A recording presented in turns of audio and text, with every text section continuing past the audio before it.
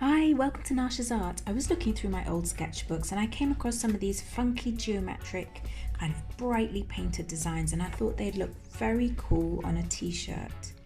So I'm going to talk you through some of my processes and how I'm going to get some of these designs onto my nice white t-shirt and make it look a lot more exciting. So I hope you enjoy the process. The first thing I'm going to do is make some stencils a bit like this, where I've drawn a geometric design in card and then I carefully cut it out with a sharp knife. At the moment I'm just preparing my pattern in pencil and constructing it the way I would like it, and in a little while I'm going to cut out all the little bits that I don't want so that I end up with a stencil.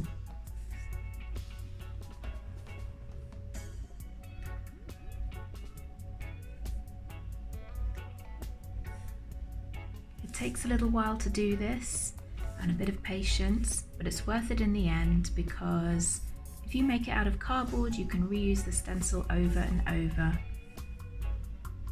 as long as you don't make it really wet every time, but particularly if it's spray paints it works really well.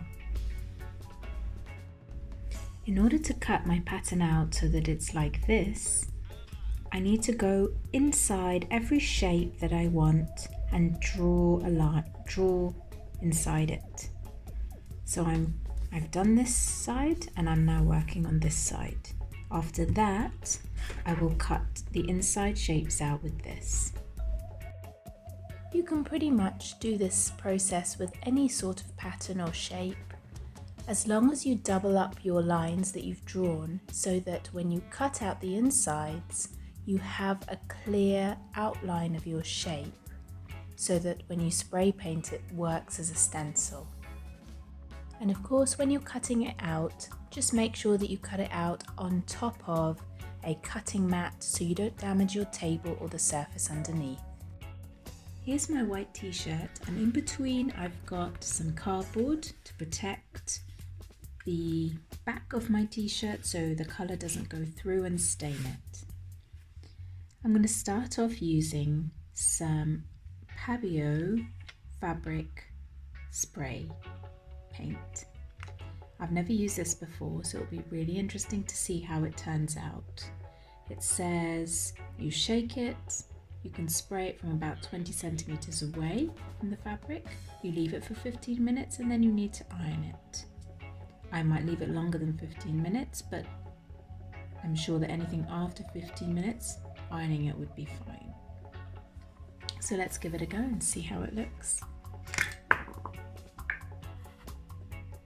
So it comes with this little nozzle that you have to fit on. Hope it doesn't spray me in the face. Ooh. Okay, give it a quick shake.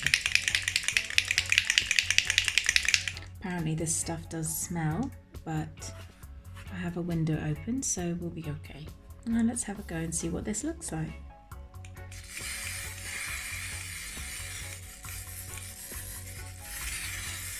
First thing I notice is that if I press lightly on the nozzle, I can get some really big blobby sprays, and if I press heavily on the nozzle, it covers a lot more of the area. So I quite like this, and I can use that when I need that effect.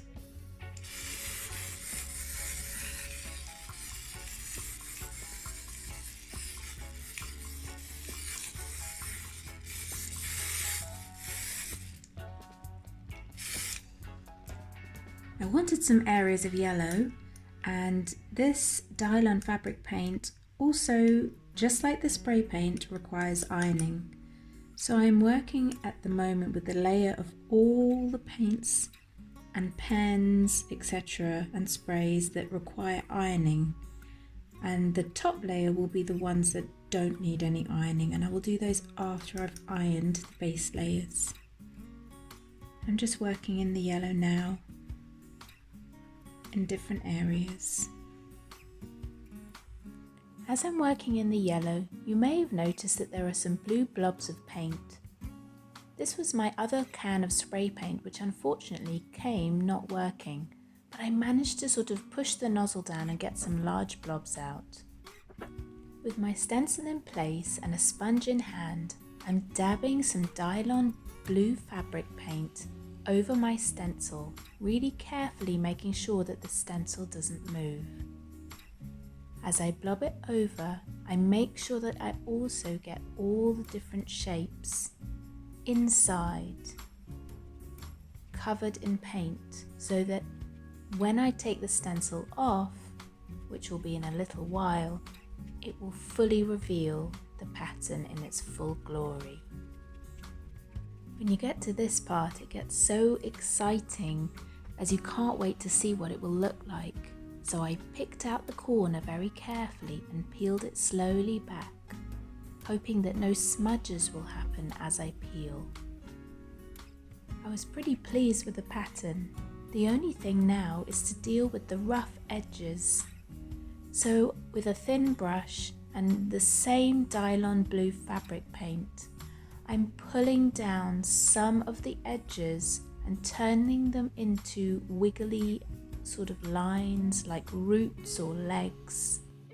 I'm adding a pattern to the other side of the t-shirt to balance off the dark colours. This is a slightly different pattern but also geometric to keep with the same kind of theme.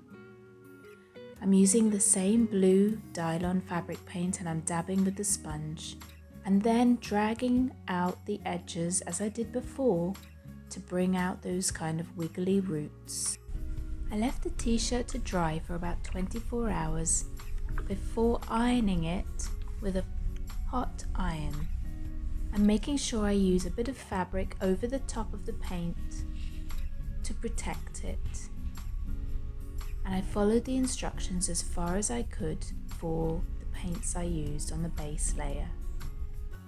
The final thing I'm going to do is add a couple of touches of the tulip puffy paint or dimensional fabric paint.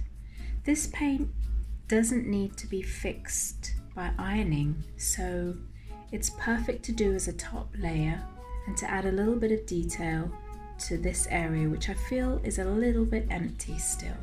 So let's give it a go.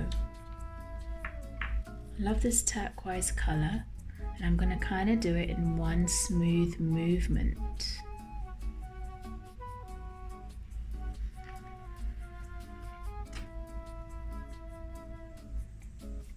It might look good doubled up, so I'm going to see what that looks like.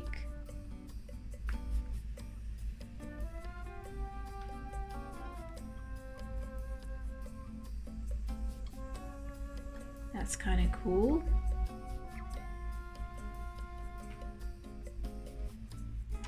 I just want it to look like there's something else going on instead of this big blank area.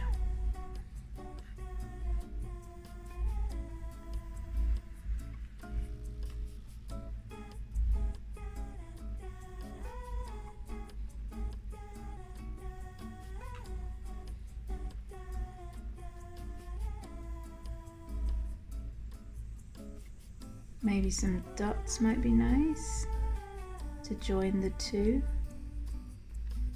See how that looks? Maybe a dot in the middle there. I'm going to do a couple here as well, so that that doesn't look like it's on its own.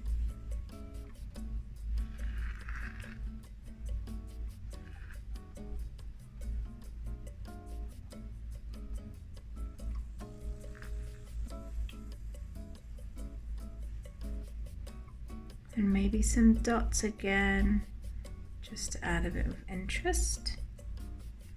Yeah, it's kind of cool. I'm going to leave that there and let that dry. I hope you've loved watching my process. Here's me sporting my new favourite t-shirt. And do check out my artwork on Instagram and Facebook at Nash Henkel Art, and like and subscribe.